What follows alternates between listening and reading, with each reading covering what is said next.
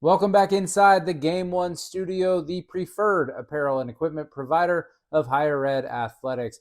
This episode of Higher Ed Athletics is a conversation with Dan Bartholomae, the athletic director at Western Michigan University. Recently, I was at Western Michigan for a hockey game earlier this season. That's the video clip that if you watched or you heard some happy crowd there. And so I got to spend some time with Dan. We recorded this one afterwards once I got back. And in this conversation, we talk about a lot of things. You're going to get a lot of different pieces of the athletic director role. We do, of course, talk about the new Kalamazoo Event Center, what that means for the future of hockey and basketball. And it also, we're talking about how they're going to put a hockey game at the football stadium. We talk about different scheduling techniques and what the future of scheduling looks like for football and men's basketball with the expansion of the March Madness and the expansion of the CFP. And then we get into behind the scenes of his coaching search for men's basketball this past offseason, some final advice, but then also a look into his wait and see strategy on uniform patches and what that might mean and why they might not have a patch come fall. So thanks for watching or listening to Higher Ed Athletics. So Dan, I'm excited to have you on the podcast. I had the good fortune of going to a hockey game recently this season. And I tell you what, I had never been to a college hockey game. I went to the Michigan State-Ohio State game the night before. And then I think it was against North Dakota, right, that I was at. And gosh, I know you call them the Lost and Lunatics. And I know it was senior night, so it was a little even more chaotic. But I can't express to people enough, and I'll add some video to this episode from the experience. It was one of the coolest sports experiences I've been a part of, and just so like cramming that many people into that arena. And I know you all are going to have a new arena we're going to talk about, but gosh, I can't say how much I appreciate you allowing me to come. And then I also was hit with the Lake Michigan effect on the way out. On the way into the game, the weather was fine. I walked back to my car and I was like, oh my gosh, I wish I would have parked closer. It was like snowing sideways, but what an environment. And getting to see you operate in there was fun. So thanks for, allowing me to come to that. It was awesome. Yeah, well, thanks for visiting us, and I appreciate you. You picked a good weekend to come. That North Dakota series was a really big series, and yeah, I mean we're fortunate to be in what I would call a hotbed of college hockey, and we've got great fans, we've got a great team, and we've got a great staff who really pumps a lot into the fan experience, and it shows, and I'm glad you got to experience that. Yeah, and hockey is one of the first things I want to talk to you about because I've been there a couple times. One time you were out of town, so I wasn't able to meet with you. It was like over the summer, but I've been to Waldo Stadium now twice, and so I think it's one of the coolest environments with the facility really on the side of it too. It's up there on a hill. You get this incredible stadium environment, but you all are going to turn it into a hockey arena or hockey rink, I guess, an outdoor game. And I'm just kind of thinking maybe we start there. How did this idea even come up? And then what did it actually take to get it across the finish line? Yeah. So the hockey football combo is actually very state of Michigan, as it turns out. And I'll share kind of an interesting stat with you. So this past year in 2025, we at Western became the third Division I program in history to win a national championship in men's ice hockey and an FBS football conference championship in the same calendar year. And the two other programs that have done that are Michigan and Michigan State. So we've got kind of a fun football hockey thing going on here in the state of Michigan. And really from the moment I walked in the door, I had a couple of people in the community. A guy who's actually the chair of my board of advisors now, Aaron Ziegler, and one of our principal gift fundraisers, Jim Colhane, who used to be the hockey coach here. They kind of just casually mentioned to me at a lunch in my first year that had kind of always been a dream concept. Like, what if Western Michigan could host a hockey game, an outdoor hockey game at Waldo Stadium? No one would ever think we could do it. Here we are, little old Western Michigan. But man, wouldn't it be neat if we could pull that off? And Travis, I always like a challenge. And so I'm thinking like, yeah, man, like why can't we pull that off? And then obviously in that first year, I found out about 150,000 reasons why. And fortunately, those didn't deter the staff and I to move that forward. So, once we agreed that it was something we wanted to explore, then it became about the operational feasibility of it, right? And Waldo, it's a 30,000 seat facility, so it's not Beaver Stadium at Penn State. We've got very, very small tunnels that get the teams down onto the field. So how do you get a portable, temporary ice system onto the surface? And so we spent a good amount of time with engineers and temporary ice systems figuring out how one might do that, and we passed that hurdle. And then really it came down to scheduling, right? Because our goal was to make that a non-conference game. We really felt strongly that if we were going to do it, we wanted a Big Ten, in-state opponent like a Michigan or a Michigan State or even a Notre Dame.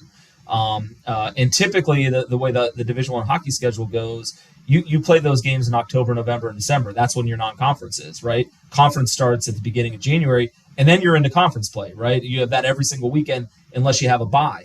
And obviously we could not play that game in October, November, or December because we need Waldo Stadium for our football program. So then it really came down to who was going to agree, to come do this at Waldo Stadium, but also to give up a bye weekend, essentially, during their conference season. And Michigan, they stood up and have been great partners in making this happen. So once we then had the opponent, there's of course the campus buy-in aspect to it, but that was not a heavy lift. And then it's been full out planning since then, and that led up to our announcement a few weeks ago, and that was a kind of a save the date. And now we're working on really making this a community event beyond just the game. We're looking to host our minor league team in the area, the Kalamazoo Wings. We're having some conversations with the Women's Professional Hockey League.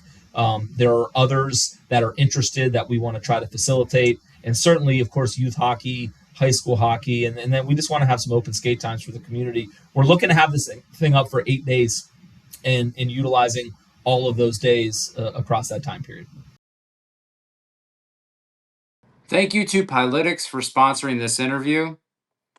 The more you use Pilotics, the faster you see results, greater profitability in a shorter amount of time, and a fundamental shift in how you approach revenue generation processes, view success, and determine your team size. This philosophical shift is what lies at the heart of the Pilotics brand. It can help your athletic department, and it can help across campus. Get your CFO to contact Pilotics.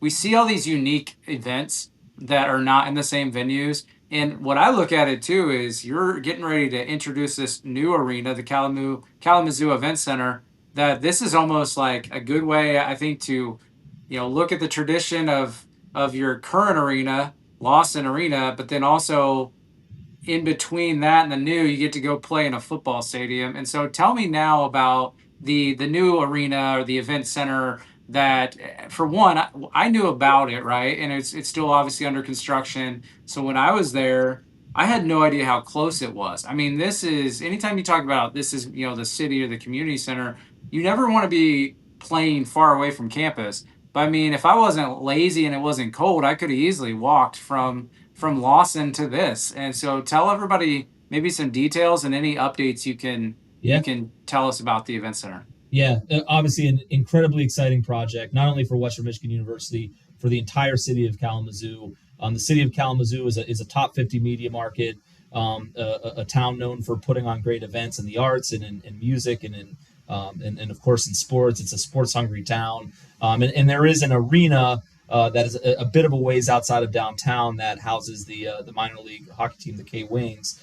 But really, this was an opportunity to centralize everything right downtown. And to your point, 3/4 of a mile from our campus, 3/4 of a mile from the entry to Waldo Stadium. And so, yeah, of course, you think about sometimes these types of partnerships with the city or with the developer in the city, and similar to what I had at the University of Pittsburgh in Heinz Field, which was frankly an excellent partnership. But yeah, you've got quite a bit of distance between campus and the facility, and this is a little bit different than that, right? We're 3/4 of a mile. We actually already do a lot downtown. We've got academic programs that are facilitated downtown. And so utilizing downtown is nothing new to us. This is an opportunity for athletics to become a part of it and really become what I would call the anchor tenant. I think our developer would call the anchor tenant in a 1 in 100 year project. And it all started, frankly, it was in my, I'll get you behind the curtain a little bit. I was in the airport interview round for this job, and I was in Detroit at the Detroit airport at the Westin, and I was interviewing with the committee. And any time that I have an opportunity to interview with a committee for a job, right? They always ask you their questions, and then you get to ask a question. And I always ask the same question, right? Like, what's big that could happen at Western Michigan University? Like, tell me something big. And I ask that for two reasons. One, I want to know what the opportunities are, of course, right? Two, I want to know what they think big is. And there was a gentleman on the committee named Bill Johnston who talked about this arena concept, that it had been his dream for years, decades, to bring Western Michigan University and the city of Kalamazoo together in the form of an event center that would celebrate the sport of hockey primarily and also support other sports. And fortunately, I had experience with that at the University of Pittsburgh, right? In terms of our relationship with the city and the Pittsburgh Steelers in Heinz Field, and then also operating a performance center in another part of town with UPMC. And so I was able to speak to what works there and lessons learned and how to do it well and ways that it could even be done better. And, that might have got me the job. I don't know. But what I do know is within weeks of getting the job, I was back in his office and we were having conversations about this event center. And at the time I shared two things. One, I really felt like it needed to be a hockey and basketball facility. We're really at the bottom end of our conference from a facility standpoint in basketball. But I also believe that it needed to be a performance center. It needed to be someplace that the athletes live. They couldn't be practicing 3 miles down the road and then competing in a completely separate building. They needed to have the best locker room facility right there. They needed to have the best performance table facility right there, strength and conditioning facility right there. And fortunately, he gave me the autonomy to dream, and here we are, 4 years later, and the thing is, we're putting the enclosures on. In fact, we're putting the last steel beam in the roof structure Friday, and so we're going to go celebrate that. And what it's going to be is, not just an event center. It is going to be our home, and it'll be where men and women's basketball and hockey compete. But it will be an athletics performance center exclusive to Western Michigan University. That is just ours. And of course, with the best amenities. And one example I'll give you that I like to share that's kind of cool is in our strength and conditioning center. You can go upstairs. There's a cardio area, and you can seal it off, and you can simulate high altitude conditions. So our hockey program obviously competes in Denver, at least a few times a year. And so now we can train, we can do cardio as if we're we're a mile high. And so really we've been able to dream big, and our developers have supported us in executing that vision. And we're off and running. We open fall of 2027. We'll be in there hopefully just a little bit before that to be able to train. And first hockey and basketball games will be in October of 2027. I know how much you care about your student athletes. It's why I partner with OnRise. I spent 10 years working in academics and compliance, advised thousands of student athletes. And it's why I really love this company. One call, same day setup, immediate athlete access to licensed clinicians, retired pros, and more importantly, a 24/7 crisis care. Less than one in house FTE, no hiring hassles, no initiative fatigue. Think about this. Are you going to make your athletes wait? Are you worried about even the university protocols making them wait? Your athletes need immediate access. This gives it to you, especially when the budget is tight. Visit onrise.care. And then so after the teams move over there, I think you told me this when I was visiting campus because I also caught a women's basketball game with you. What's going to happen to the facility inside that they're playing in now, which I know Yeah. your offices are in, obviously. Yeah, so I'm sitting here right now, and I'll still be sitting here in 2 years. University Arena it's a fabulous, old campus building that we're continuing to try to modernize. And now, what's great about it is we can focus that modernization on just a couple of sports that'll utilize it. right now, I tell people on any given day, I've got 9 programs that walk into this space and use it. And what's kind of crazy is we only have one court, right? So I can push those bleachers you sat in, I can push those back, but there's rubber underneath them. There's only one court. So I've got volleyball. We bought volleyball Terraflex floor a couple years ago, right? So we're setting that thing down at 6 in the morning. We're bringing that thing back up so that women's basketball then can come in. And right after women's basketball is done, they've got 2.5 hours. Men's basketball is going on there. And then I've got cheer and dance on there. I've got gymnastics, right? And our indoor track circles the court. So, again, as I said, we've got 9 programs utilizing the space. Really what it'll allow us to do is particularly from a competition venue standpoint, center it on volleyball and gymnastics. We've made updates to the locker rooms. We've made updates to the gymnastics practice facility. We've added the Terraflex floor. Now it can be really a permanent space for those sports in season and an adequate training space for our track program without all the distractions of the coming and going of all the programs using it. Yeah, and the event center is, I like that. I saw the renderings, that because that was one of my questions. Is like, this is great, but like, how much are you going to be able to have, promoting Western Michigan? Then I see the renderings. There's a giant Bronco on the side of the building. So I was like, well, it looks like they're going to have, quite a bit of autonomy there, or they're going to be the focus. And you mentioned being the main tenant. It reminds me, I think Milwaukee, University of Wisconsin, Milwaukee, the Milwaukee Panthers, they have, a similar setup with their basketball arena, and there's very good visuals for their university. Sounds like you're going to have that as well. Are there corporate revenue opportunities inside of this venue, or will that maybe go back to the city? Is there a split? What kind of options do Yeah. you get? Yeah, great question. So in fact, there's no public ownership or public interest financially in the building. So in fact, the developer, who's also one of our donors, is essentially paying for the construction of this facility. So it's all private, third-party money. We'll have obviously an operating agreement with the developer, with him, and his corporation, and then his group will run the facility. One of the interesting things about that agreement is the gentleman who did this for us also wants this to be a sustainable revenue stream for athletics. I mean, he gets it. He's in our world. He sees what's happening, and he's realizing like, hey, there's got to be new and non-traditional and sustainable, right? Beyond just philanthropy, sustainable revenue sources and revenue streams. And so we've agreed that this really can be one of those. And so the operating agreement is very favorable in that sponsorship in the form of naming rights will go directly to Western Michigan University. Tickets will go directly to Western Michigan University. Premium sales will go directly to Western Michigan University.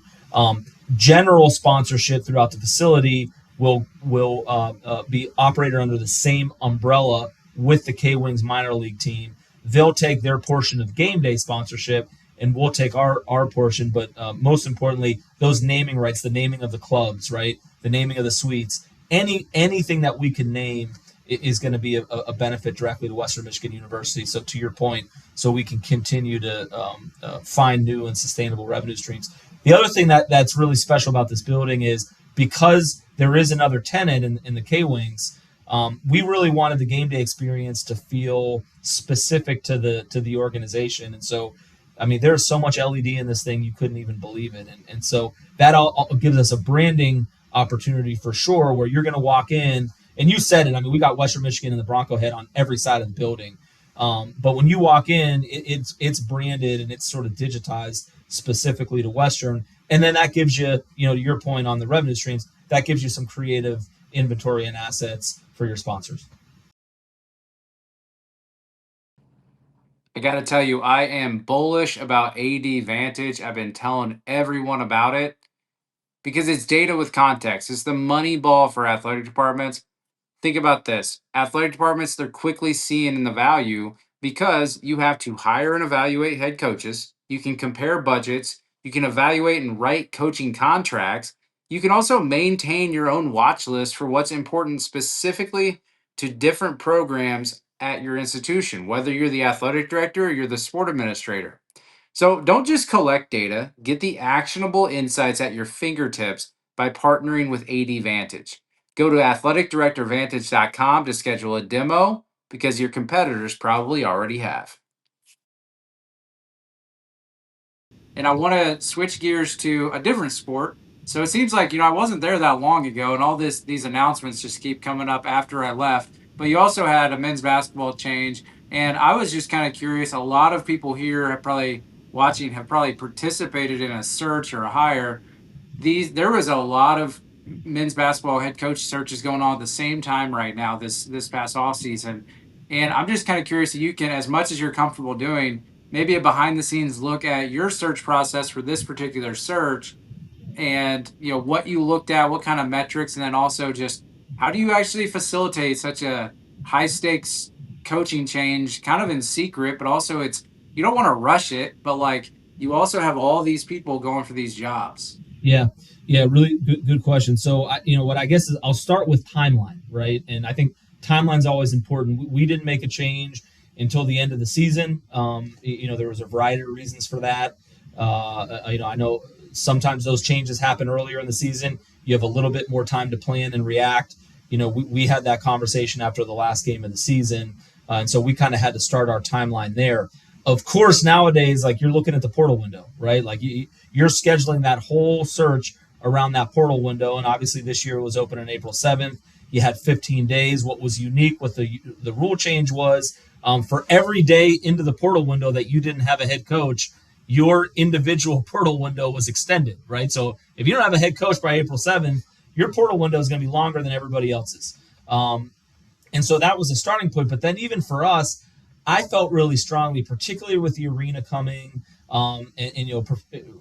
with our performance the last few years, I felt like this coach needed a couple of weeks to be here and hit the ground running, right? Before that portal window opened, I wanted them to know the place, understand the opportunity with the arena, and really have their feet on the ground right away on April 7th, as opposed to you're coming in April 4th, you don't even know where the bathroom is, and then now you gotta bring these portal recruits in and sell the school. So now we're backing it up even a couple weeks beyond that, and so we had to move, and we had to move quickly. The next thing that I think really aids you in your search is knowing what you want, right? So you got to figure out what your timeline is, but then you really you want to be specific about what it is that you're looking for. And for us, it was three things. One, I was very much set on hiring somebody who had Division I head coaching experience, right? I placed a high value on that based off of the challenge that this individual was going to be walking into. I wanted to see somebody who had turned around programs, right? Like, so that was going to be a little bonus. You're a Division I head coach, and you could show like, man, you took a program from here to here, right?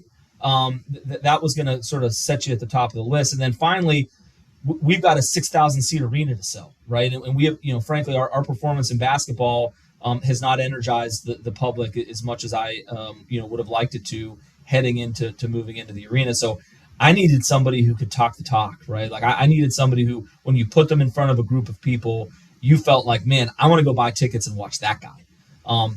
So I just outlined like a unicorn for you, right? When you're trying to hire a head coach in the MAC, all three of those are those aren't easy to find.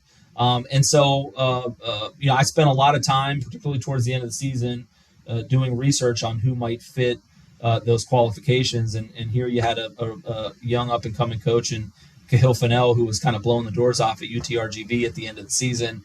And then you start looking at, not every, low to mid-major program is going to go to the NCAA tournament. So you got to evaluate, like, what are they doing with the opportunities they have. And I saw a guy who had been in the 300s in the Ken Palm when he got there, had moved, really would have been in a position to be third in the MAC.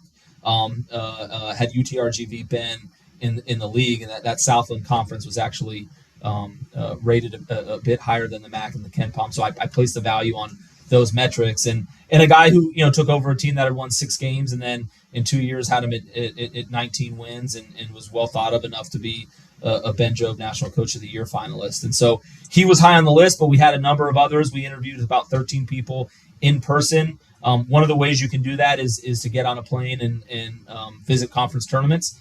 For me, it was a big deal to see them in person. It goes back to that third attribute we were looking for, where I wanted somebody where I could see the way they presented themselves and the way they carried themselves. Man, we were in over 5 days, we were in 3 different cities and interviewed, as I said, about 13 people, and landed on a great one in Cahill Fennell.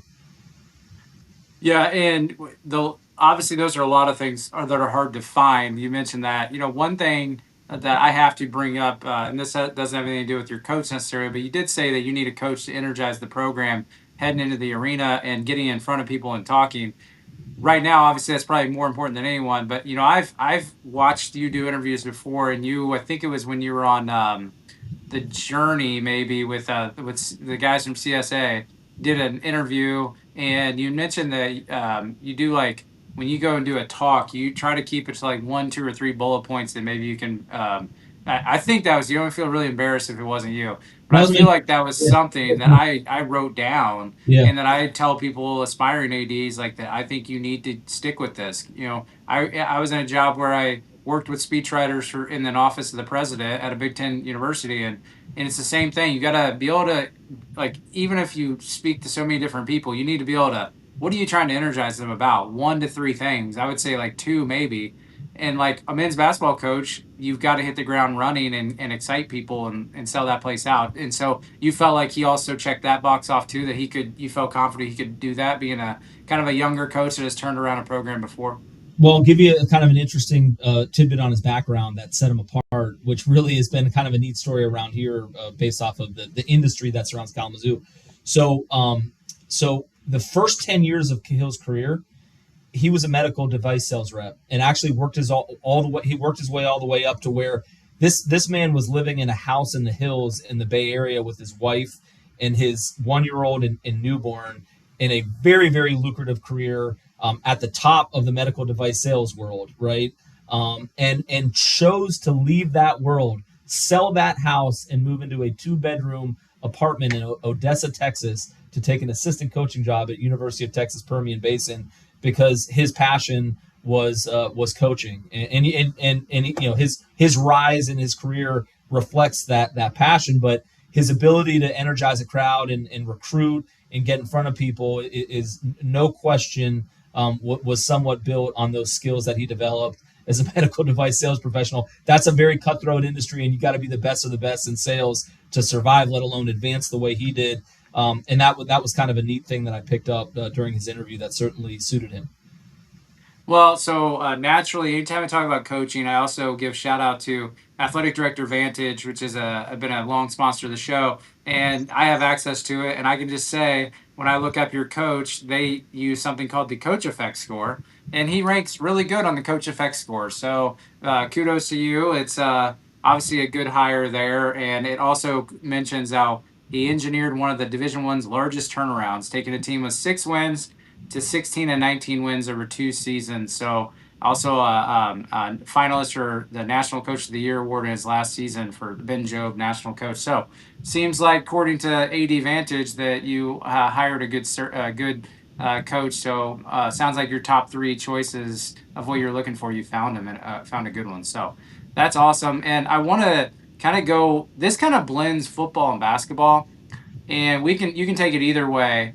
But obviously, with the MAC, there was some talk about scheduling with Travis Steele in Miami, bringing that up, and that there was proof out there that really it is hard to schedule some of these basketball games. Now, as there's talk of like the CFP expanding, and there's also talk about March Madness expanding, most likely to get more high profile, bigger schools chances to get in, is what some people would argue.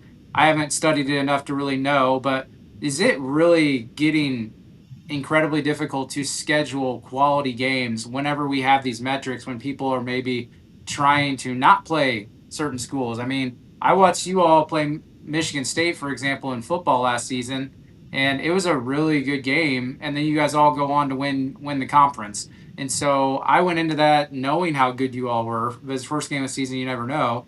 But they're a state school, so maybe they want to help out. But like, I think you're going to be playing Michigan too. But like, some of these games, it can't be easy to keep scheduling these in the future if these metrics go against you, right? Yeah, and I think that remains to be seen based off of how some of the other Power Four conferences choose to structure their conference scheduling. But certainly, I think we're all on alert that there could be changes in the space. the MAC traditionally, our budgets have been built on playing two Power Four guarantee games, right? Which is a challenge because if you do that and you do a group of 5 home and home, then you're going to alternate 5 home games, 6 home game seasons, and that's kind of that's been the Western Michigan scheduling strategy. Last year we were at Michigan State and we were at Illinois. I don't know that 2 games are going to continue to be available. We will see. We've really started to change our scheduling philosophy, mainly because we want to have more home games to try to sprinkle in a year like we're going to do this year, where we're at Michigan, but we're going to bring Boise State here, right? A top level group of 6 marquee home matchup that should excite people. So I think that those second games might be harder to obtain, but I'm hopeful that particularly the in-state partnerships and rivalries that we have with the Michigans and the Michigan States, and I know the Ohio's have with the Ohio States, particularly in the MAC, I'm hopeful that we can keep those for a variety of reasons. On the basketball front, I mean, I think David Saylor did a masterful job of putting the scheduling challenge in the public domain, and I credit him for that. He took advantage of, a marquee season, a landmark season, and utilize that to educate folks on how hard it is to schedule at our level. One of the things that the MAC is doing is next year we're moving to a 22 conference game schedule from an 18 conference game schedule, right? So is it hard to schedule? Yes. We just made up 4 games in the conference schedule, and so when you think about that, and then you think about we've got the MAC Sun Belt Challenge, which was kind of an innovative scheduling concept that John Steinbrecher helped push through, that gets us to guaranteed group of 5 good matchups for our teams. And then you look at your MTE, now you're really only scheduling a few more games, and so hopefully that makes it a little bit easier on us. We're going to find out. Yeah, it's I like those like creative scheduling agreements. It just seems like maybe that's the future where people are getting. I had Devin Crosby on recently, and they go D1 quicker than they thought, and he's like, "Oh, I have to fill out a non-conference football schedule." So he just engineered a rivalry with another D1 school up the road called the 77 Classic or something. So like I feel like there's going to be some creativity in these scheduling. Maybe you keep offering some outdoor hockey games. That'll make scheduling even more easy too. But gotta maybe there's no ships. I know some people play basketball in ships. Maybe we could get something out of Lake Michigan where you just play a basketball game outside on Lake Michigan. So That's actually a really cool idea, Travis. I mean, if it happens, I get VIP tickets. That's let's put that agreement in Fair place. enough. Fair enough. Game One is a one-stop shop for premium college athletic uniforms, apparel, equipment, facility products, and more.